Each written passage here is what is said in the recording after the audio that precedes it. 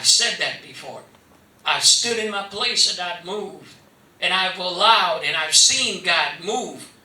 But because something just on the inside of me allowed me not to move, I really missed out on the real troublings of the waters. Because when God opens up those gates, whether if it be for healing, whether if it be for whatever it might be, when the gates are open and they stand up here and say, this is what I hear and this is what, would come on up. And if once we hear that, we need to jump up and come. Look, even if you don't need it, just in case, Right. have it in your pocket. So later on, when that situation comes up, you can pull that out and say, oh yeah, I remember. And that's why it's important for us to be able to say, you know what?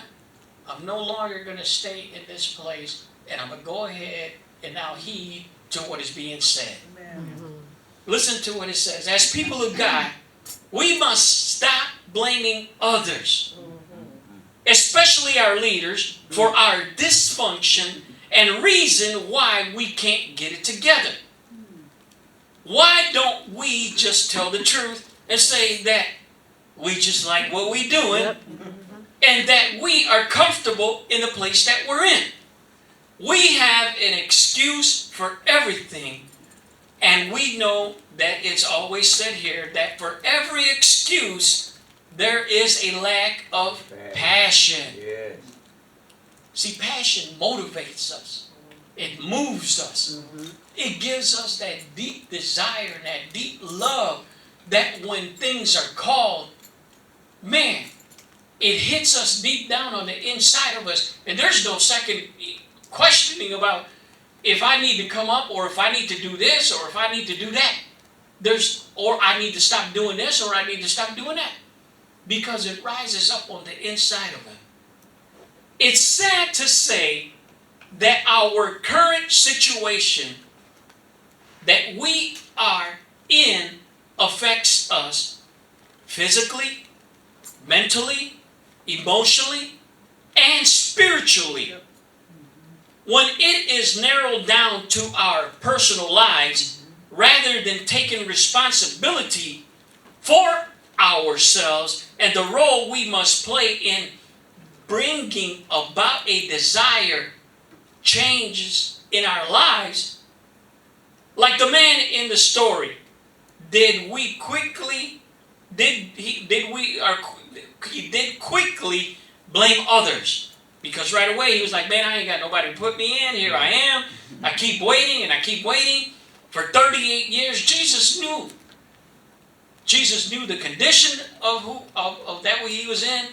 He knew how long his condition was. But he wanted to know and take every excuse that the man had. And that's why he asked him that question. He told him, he said, this is what I need you to do. We make so many excuses, so when we look for others for handouts, opinions, and for them to attend our needs, instead of us looking for one who can satisfy every need and want in our lives. So we have to be careful with that, because sometimes when we do find ourselves in a position or circumstance that we just can't seem to get it right, we have to be careful from the opinions of others. Because we can find ourselves in a state of mind where they can actually feed on that. Yes. And by the time you know it, and you get done talking to them, you're in a worse state than you were before. And then you think to yourself, it's like, man, I would have thought that he would have came over or she would have came over and tried to at least say something encouraging to me. So we need to be able to be careful for that. Of course, we all know that that the name Bethesda means house of mercy and house of grace. It says we must get rid of our mat, bed, whatever you want to call it. If not, to make matters worse, we remember why we had the mat in the first place. Right. So we roll it back out and go back to lay down and nurse the wounds of our past. See why it's important for us to get up and move? And that's why Jesus told the man, he said, man, he says, you've been here how long? 38 years. Sound like sometimes the apostles say, you've been here, if you've been here 1, 2, 3 years, you should be doing this. Doing that. You should have left that alone. You should have gone away from that place. All right.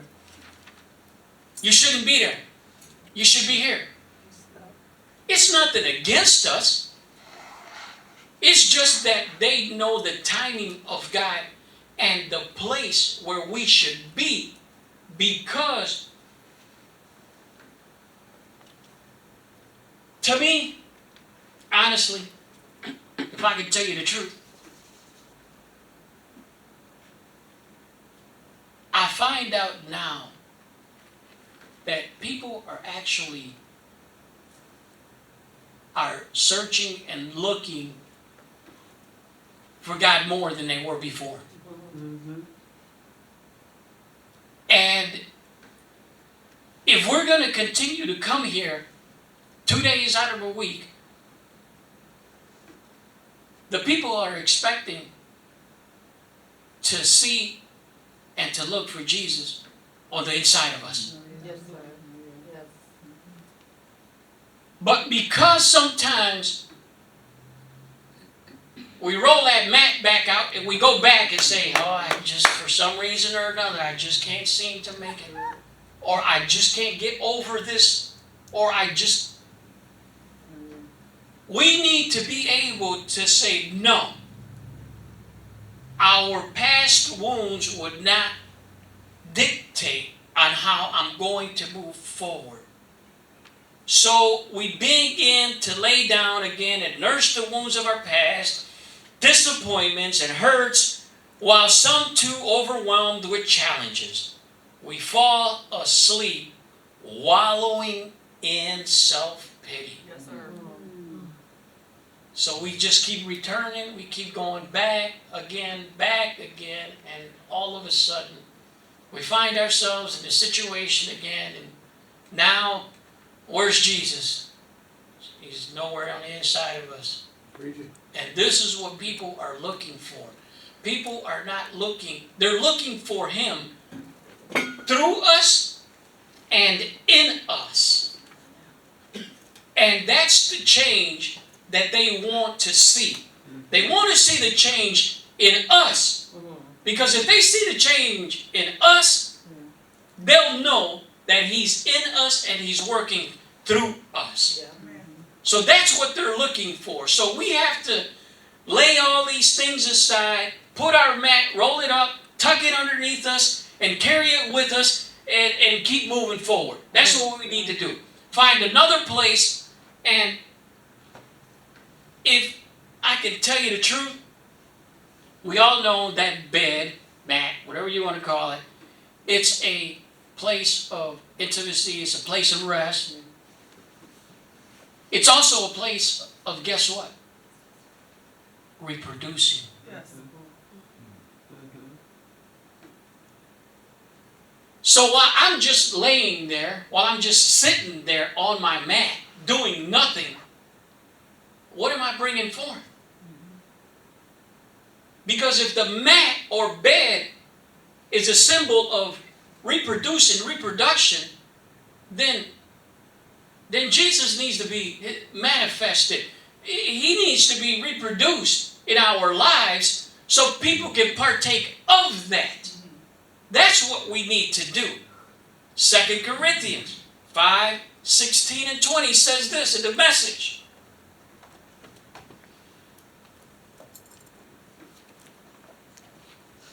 Yeah, 16 to 20.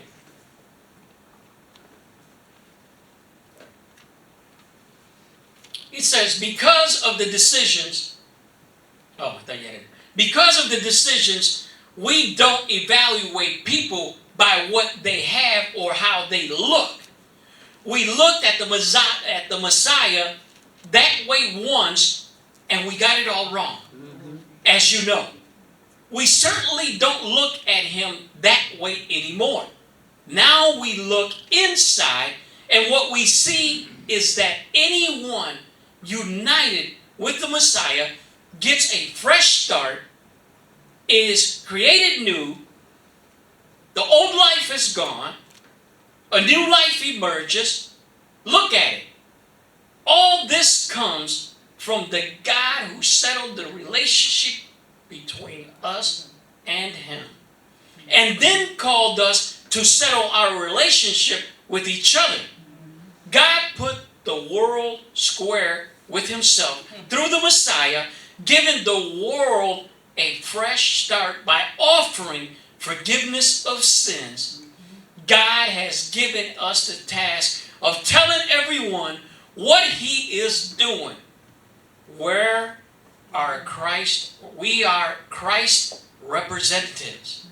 God uses us to persuade men and women to drop their differences and enter into God's work of making things right between them. We are speaking for Christ himself now. Become friends with God. He's already a friend with you. It's important that we find ourselves not laying or sleeping in self-pity and allowing us to stay in the same condition over and over again.